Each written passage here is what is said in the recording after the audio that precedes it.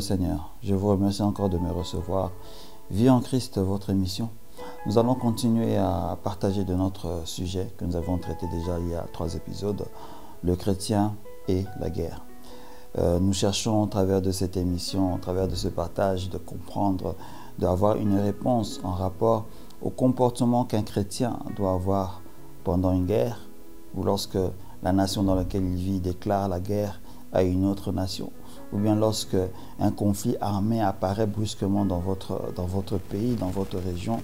En tant que chrétien, qu'est-ce que nous devions faire? Quel comportement nous devions avoir? Quelle position nous devions prendre? Quelles décisions nous devons surtout prendre?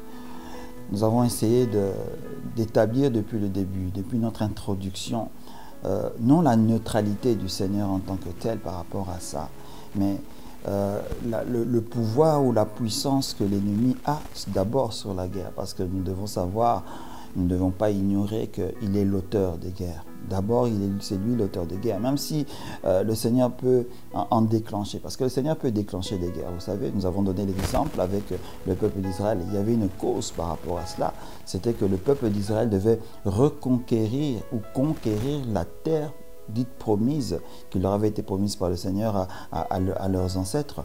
Donc, est-ce que le Seigneur avait déclaré des guerres par rapport à ça?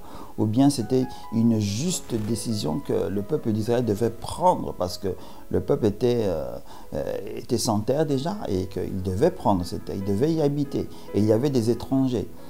Ces étrangers en question, le Seigneur avait dit au peuple d'Israël que vous devez les tuer tous, enfants, filles, garçons, animal, hommes, donc tout le monde devait passer par l'épée. Souvent on utilise ces exemples-là pour dire, mais est-ce qu'un Seigneur qui est miséricordieux, qui est bon, doit permettre cela? J'ai essayé d'établir un élément un peu très simple, parce qu'il faut déjà comprendre les territoires en question, avec qui y habitait, qui occupait ces territoires-là. Ceux qui connaissent très bien les histoires bibliques, qui connaissent très bien les genèses bibliques, savent déjà qu'en réalité, ceux qui habitaient, c'était des descendants de géants. Et le Seigneur ne pouvait pas permettre que la semence des géants puisse se mélanger avec le peuple d'Israël. Parce que ces territoires-là, si le peuple d'Israël y habitait comme cela, allait directement partager la vie avec ces personnes-là, entre parenthèses, ces êtres-là, il y aurait eu des mixages, il y aurait eu des brassages. N'oubliez pas que c'est ce qui s'est passé ici indirectement parlant, entre Genèse 5 et Genèse 6, lorsque les anges déchus, des anges qui ont renié leur état, sont venus, ils ont pris les fils des descendants de Caïn et des descendants de Adam, excusez-moi, pour avoir des enfants avec eux. Nous savions bien que ça a créé une race de géants, des races de Néphilim, qui ont créé un désordre, qui ont mené un désordre atroce dans la terre, à tel point que le Seigneur a déclaré que non, ça ne peut pas continuer comme ça. Le Seigneur a fait que ces Néphilim se sont battus entre eux. Il y a eu une guerre pendant plus de 5 siècles. Ça, je vais essayer de vous l'expliquer rapidement. Les fois dernières, il y a eu une guerre de plus de 5 siècles où ces géants se sont au maximum entretués. J'avais insisté sur un fait très important, que ce n'est pas le déluge qui a tué les gens. Les gens ne sont pas morts au déluge, ils se sont entretués entre eux. Seulement, qu'est-ce qui s'est passé par la suite? Pourquoi le Seigneur a décrété qu'il devrait maintenant assainir la terre de la chair?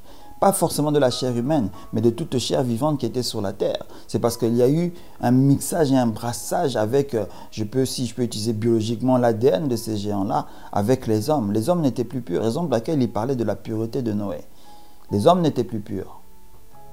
Alors le Seigneur voulait éviter la même chose, parce que vous devez savoir que la venue des géants encore, ou bien je peux dire cette corruption de la chair par des anges déchus, ont encore été effectuées après en fait, après Noé. Et le Seigneur ne voulait pas en fait que le peuple d'Israël puisse se mixer à nouveau avec ce peuple-là. Il disait non, je ne peux pas me permettre ça. Parce que je suis en train de créer une nation d'adorateurs, je suis en train de créer une nation qui va montrer mon nom à tous les peuples de ce monde. Et il a dit non, passez-les par l'épée, passez par le fil de l'épée, tous doivent être détruits, tous, tous. Ceux où je dis vous devez détruire, vous devez détruire. Ceux où je vous dis que vous devez prendre en esclavage, prenez en esclavage. Mais là, tuez, détruisez-les complètement. C'est ce qui s'est passé jusqu'à ce qu'ils sont arrivés au niveau où il y a les Philistins et autres, tout un tas d'histoires. Là, ils ont fait l'erreur, bien sûr, de ne pas passer tout le monde à l'épée parce que ce n'était pas l'ordre direct, mais quand même, ils ont commencé à se mélanger avec eux et on sait ce qui s'est passé par la suite. Mais là, il n'y avait pas de race de géants en tant que tel, en ce moment-là, il n'y en avait pas. Il n'y en avait plus, si je peux me permettre de le dire. Mais ceux du début, là, c'était des géants, c'était des races de géants. Le Seigneur avait dit non, vous devez les tuer. Donc le Seigneur n'était pas une source de la guerre en tant que tel, mais il avait donné un ordre que vous devez faire la guerre à ces peuples-là pour prendre vos territoires. Et après cela, à part cela, on peut aller au fil de l'histoire de l'humanité en tant que telle. Là, je ne parle pas de la Bible en termes de source. Si vous regardez l'humanité en tant que telle, il y a toujours des guerres qui se sont passées. Des guerres pour prise de territoire, des guerres politiques, des guerres géopolitiques. Et jusqu'à aujourd'hui, les guerres se font. Nous avons des guerres qui ont été dites mondiales, entre parenthèses, première, deuxième. Est-ce qu'on s'achemine aussi vers une troisième, etc.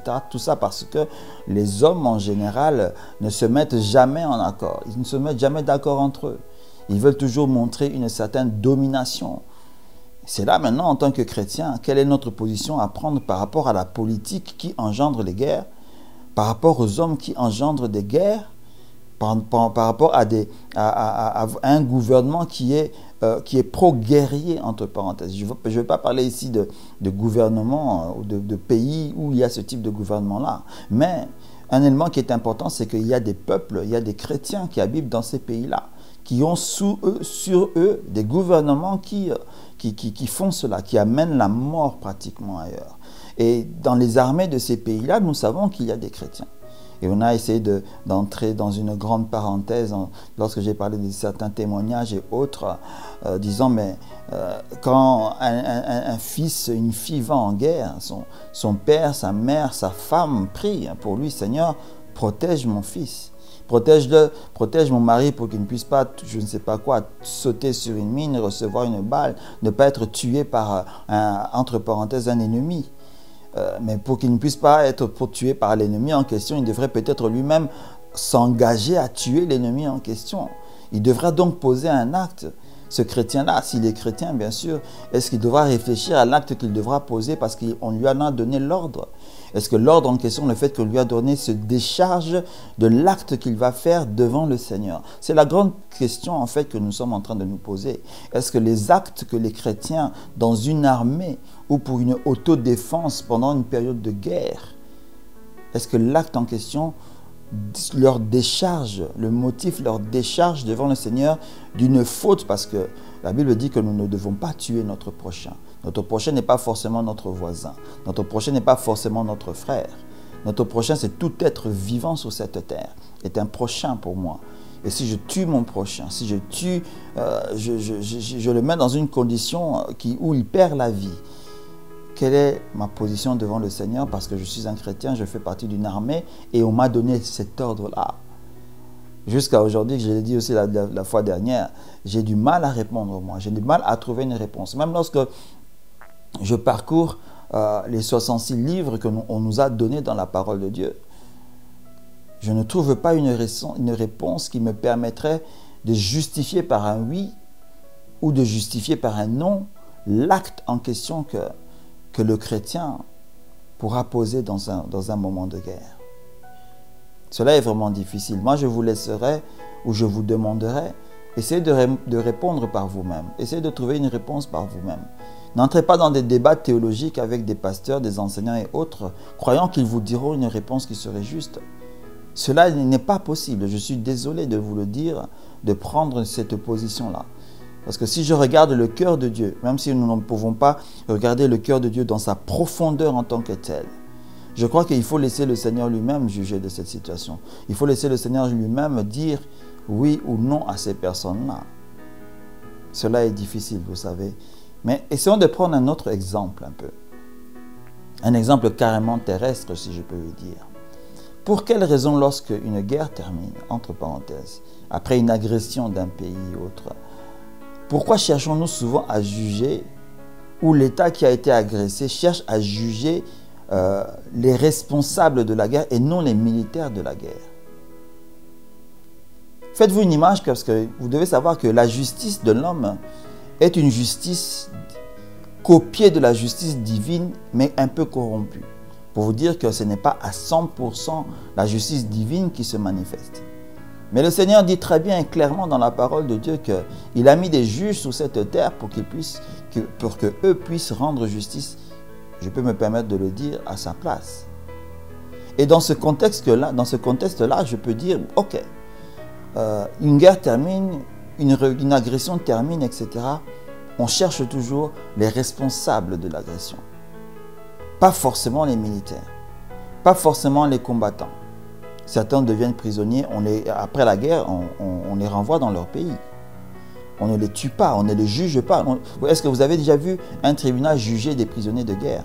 À moins que ces prisonniers de guerre ont commis des atrocités. Parce qu'apparemment, il y a des règles même à suivre dans les guerres. Quand on dit qu'il ne faut pas connaître des massacres sur les civils, tout un tas d'histoires, etc. et qu'on sort.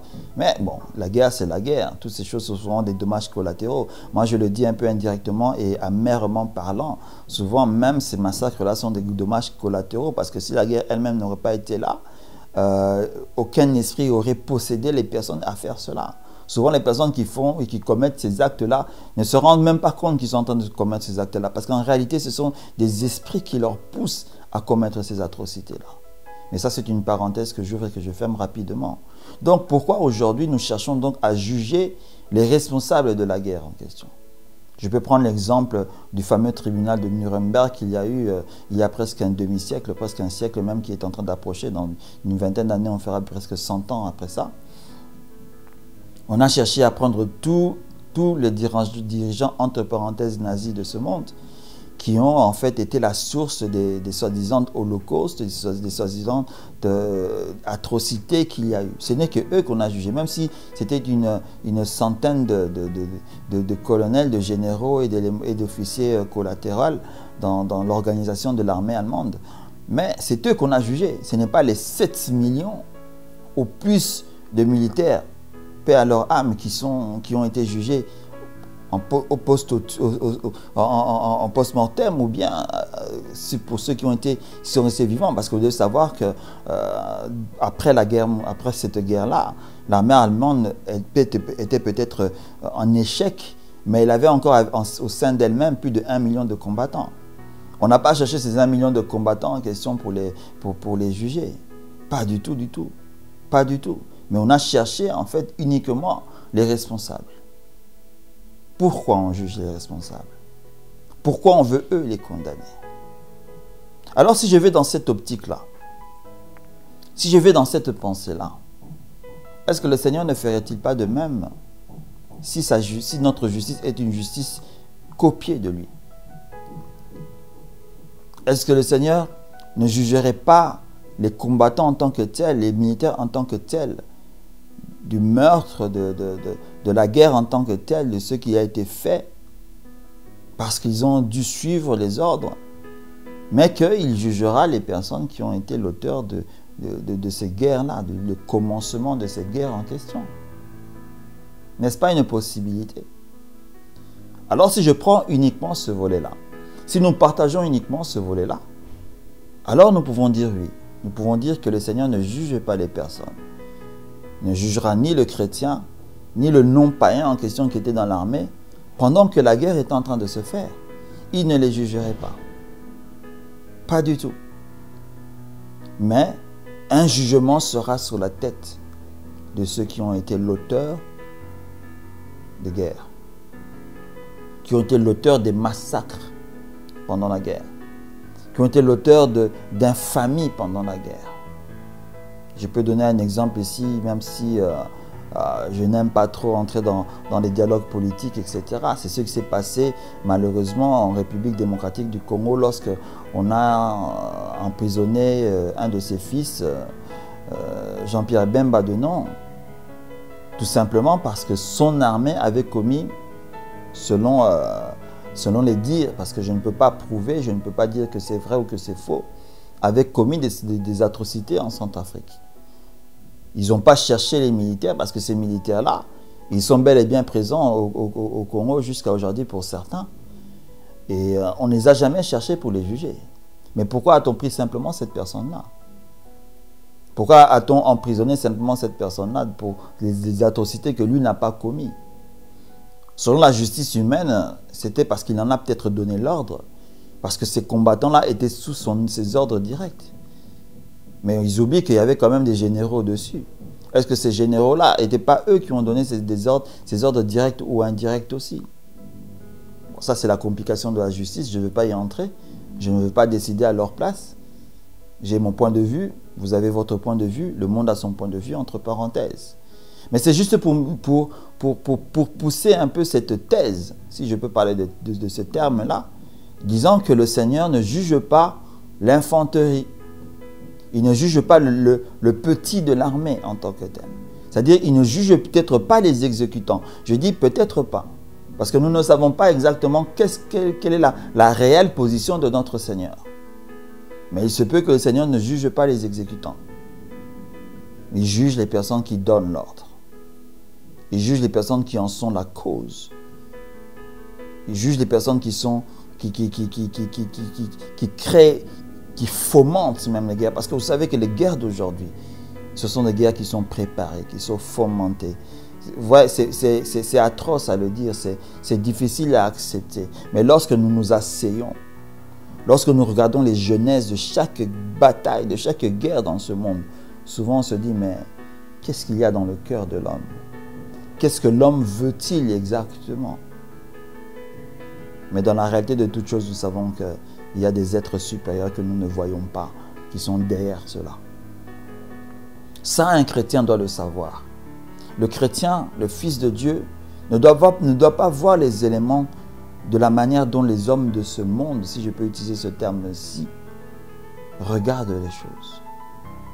Nous savons très bien, nous avons été enseignés, nous avons appris une chose qui est très importante. Et toutes les personnes qui vivent dans le monde occulte et qui sont sous l'occultisme le savent aussi. Que tout est décidé dans le monde invisible, dans cette dimension que nous ne voyons pas. Pour la simple raison, parce que si nous devons simplement rentrer en arrière, notre père Adam avait donné la clé de ce monde à cette personne-là. Et comme il lui a donné la clé, il peut prendre les décisions qu'il prend jusqu'à aujourd'hui. Ne croyez pas que votre présence en tant que chrétien dans cette terre va freiner cela. Non, non, non, non, non. La justice de Dieu ne le permettra pas parce que sa justice va se faire lorsqu'il va revenir. Ça, c'est un autre sujet, mais vous devez le comprendre. Le chrétien n'arrêtera pas les atrocités qu'il y a dans ce monde. Le chrétien n'arrêtera pas la guerre qu'il y a dans ce monde. Non. Nous pouvons avoir une influence qui permettrait d'épargner la vie de certaines personnes. À cause de notre force spirituelle. Nous pouvons avoir telle influence. Mais, nous devons savoir une chose. Nous n'arrêterons pas les guerres qui se font. Parce que ce monde est sous l'autorité de cette personne-là. Et il déclenchera les guerres où il veut, quand il veut, pour sa propre gloire et sa propre perte aussi de toutes les manières. Donc réfléchissez un peu. Quelle est donc la position du Seigneur? A-t-on trouvé une réponse? Est-ce que nous nous permettons de dire que la réponse sera que le Seigneur ne va juger que les personnes qui ont pris les ordres, qui ont fait les ordres d'aller dans les champs de bataille, pour que le peuple puisse aller se massacrer, pour que les peuples puissent se tuer entre eux? Là, j'ai parlé d'un camp. J'ai parlé du camp de l'agresseur. Mais qu'en est-il du camp de la personne qui va se défendre? Parce que dans le camp de la personne qui va se défendre, il y a aussi des exécutants qui sera l'infanterie et autres. Mais ils auront aussi des généraux et des personnes qui donneront des ordres d'offensive et de contre-offensive. Ils vont donc obéir à ces ordres-là. Est-ce que ces personnes-là seront innocentes parce qu'ils ont été attaqués? Donc cela veut dire que automatiquement, est-ce que le Seigneur prend part de la nation qui a été attaquée? Il faut voir ça comme ça. Voyez-vous comment, de ce raisonnement-là, la décision de condamner ou de ne pas condamner est tellement complexe que nous ne devons pas nous permettre de dire n'importe quoi. Que nous ne pouvons pas nous permettre de prendre la décision à la place du Seigneur. Même si la thèse que j'ai essayé d'évoquer tout à l'heure commence à nous donner un brin de réponse. Mais nous n'avons pas tenu compte de la nation qui était attaquée. Et quand on va maintenant dans la nation qui était attaquée, comment va-t-on juger maintenant les exécutants et ceux qui ont donné les ordres en question? Parce que si je suis ma première thèse et que je l'applique dans la nation qui a été agressée, ça veut dire que le Seigneur prend automatiquement le côté de la nation qui est agressée et ne juge aucun de ses fils de cette nation-là, aucun peuple de cette nation-là par rapport aux morts dont ils seront aussi conséquentes. Parce que vous savez quoi? Lorsqu'une guerre se fait, souvent les agresseurs, quand ils perdent, il y a un retournement de situation. L'agressé va souvent même vers le camp de l'agresseur. Ce n'est pas qu'il devient agresseur lui-même, mais souvent l'agressé se comporte comme l'agresseur une fois entré dans le camp de l'agresseur. Ah, mais oui, vous pouvez le voir. Hein. Regardez seulement ce qui s'est passé dans la Seconde Guerre mondiale. Lorsque l'armée allemande a commencé à attaquer, elle était l'agresseur. Lorsqu'elle a commencé à perdre, ce n'est pas qu'elle n'était plus l'agresseur. Ce n'est pas qu'elle était devenue l'agressée. Mais lorsque nous sommes entrés dans le camp allemand, pour mettre la tête à terre, il fallait que les agressés, qui étaient entre parenthèses les autres peuples, agissent comme des agresseurs, jusqu'à ce que l'armée soit défaite. Vous voyez que prendre une décision n'est pas facile. Vous voyez comme prendre une décision ne nous est pas donné. Et là, je vois et je comprends encore une fois pourquoi le Seigneur Jésus nous dit, écoutez, ne jugez pas.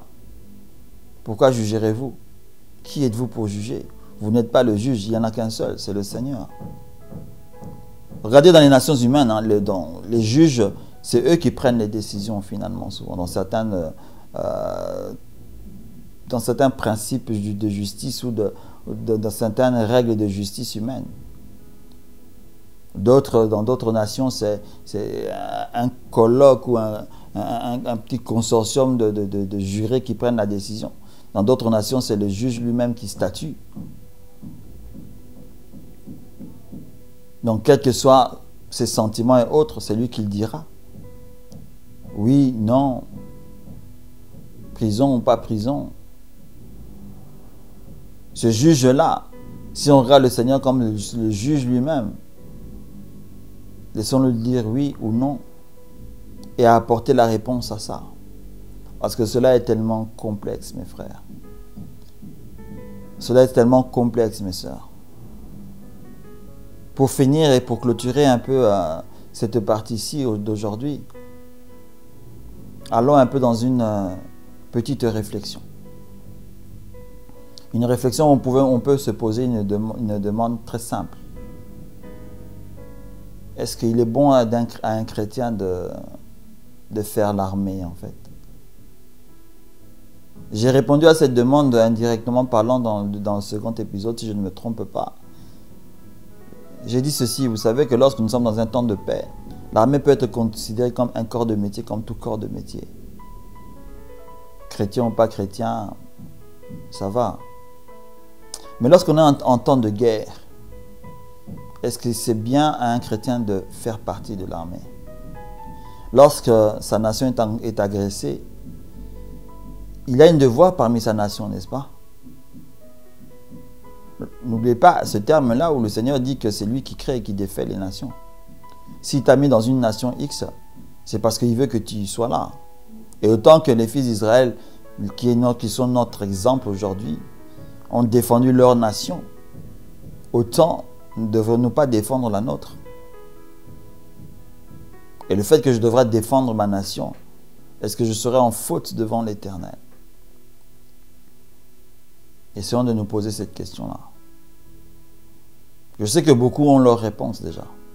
Je ne jugerai pas votre réponse. Je ne dirai pas que votre réponse n'est pas correcte. Je ne dirai pas non plus que celle que j'ai essayé d'expliquer ici est totalement correcte. Mais nous devons simplement faire attention. Parce que la Bible nous dit une chose très importante, que ce n'est pas par la chair, ce n'est pas par le sang, ce n'est pas contre ça que nous nous battons, c'est contre cela que nous nous battons, avec cela que nous nous battons. Notre bataille à nous, c'est dans les lieux célestes, contre des esprits impurs, contre des principautés, contre des esprits méchants dans les lieux célestes. Ces esprits-là qui prennent des décisions sur des nations, sur des vies. Pour dire une chose, que malheureusement, jusqu'à aujourd'hui, je pleure dans mon âme que cela ne se fait jamais dans les nations aujourd'hui. Je ne vois pas aucune nation qui se dit chrétienne. Aucune. Que ce soit les nations africaines, européennes, je ne sais pas où. Lorsqu'un état de guerre arrive, je ne vois pas ses fils et ses filles se rassembler et crier devant l'Éternel. Parce que la mort est en train d'arriver et elle va frapper la nation. Parce que tout à l'heure, je vous ai dit qu'on a une influence, n'est-ce pas? Mais pourquoi nous ne l'exerçons pas? Telle est la question. Pourquoi n'exerçons-nous pas cette influence-là dans le monde dans lequel nous sommes? Parce que même si tout à l'heure je vous ai dit que ce monsieur-là, qui est l'auteur de toutes les guerres, parce qu'il prend des décisions, même si ça ne l'empêchera pas de créer des guerres et d'en faire, pour que la mort puisse être décimée, pour qu'elle puisse se décimer partout. Mais on peut au moins affaiblir cela, donner un recul à cela. Mais malheureusement, nous ne le faisons pas.